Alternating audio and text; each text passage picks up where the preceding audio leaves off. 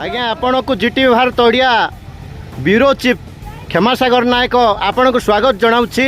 आपण बहुत दिन संग्रामी नेता बहुजन समाज पार्टी रे दीर्घ 30 वर्ष मु जानिबारे आपण संघर्ष करी आज राज्य सभापति पदर उन्नति होईची।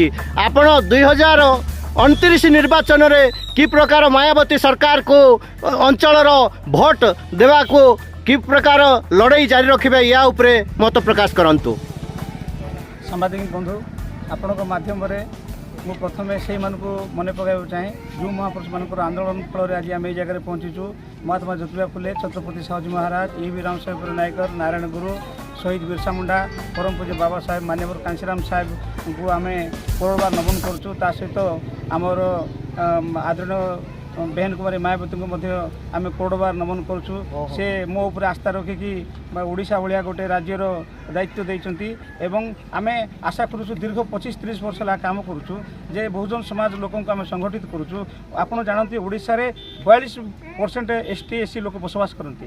जदि ओबीसी बंधु मान मिसाइबा माइनॉरिटी बंधु मिसाइबा आम ओडिशा रे 94% बसवास करूँ। तो निश्चित भाव में आम लोक मैंने समस्त बुझिले आ जो दिन आम एकजुट हो बहुजन समाज पार्टी सरकार निश्चित भाव आसो एवं आम यही संघर्ष करूँ। आपणकर मयूरभंज ठार बालेश्वर पर्यंत बालेश्वर ठार नवरंगपुर पर्यंत जे सबू जिले में आम समस्त कर्मकर्ता मैंने समस्त एकजुट होगा आरंभ करदेलु एवं आशा करूँ निश्चित 2029 आमर बहुजन समाज पार्टी सरकार। दुड़कावाल पंचायतर सरोज नायक राज्य सभापति होती या उपरे आपणकर मत कौन रहिबो?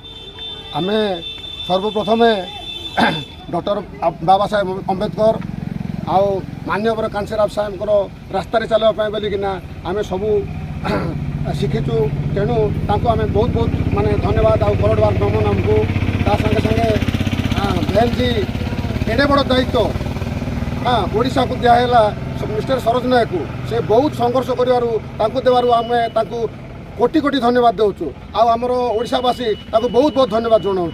तो आम भावुँ सरोज नायक नेतृत्व में ओडिशा रे आमर बीएसपी रो जो प्रकार ये आमर आग को बढ़ो ताहा अल्प दिन भितर आपण मैंने जानीपारे एवं आपण मैंने ये सांबादिक भाई मैंने सबू बुझीजे जे नाई सरोज नायक गोटे लड़ुआ नेता। तेणु से निश्चित भाव में बीएसपी को आगे ने आप निश्चित भाव में जानीपारे अल्प दिन भितर आप परिचय कहे। मो ना सुमन कुमार नायक दुड़कावाल पंचायत समाजसेवी हिसाब से अच्छे आम ब्लॉक रे जिले में काम करूँ। बर्तमान आज बहुत खुशी लहरी खेली जाऊँगी अंचल ओडिशा 30टा जिलार दायित्व नहीं कई नुहति काजपुर माटीर सुयोग्य संतान लड़ुआ नेता बहु दीर्घ वर्ष धरी लड़ी आसते ST SC OBC अनेक प्रकार समस्या अनेक प्रकार माने झड़ झंझा दे से गति करचंती। फिर भी से वर्तमान केबे भी नई पड़ी नहांती आम समाज गोटे गौरवर दिन आज।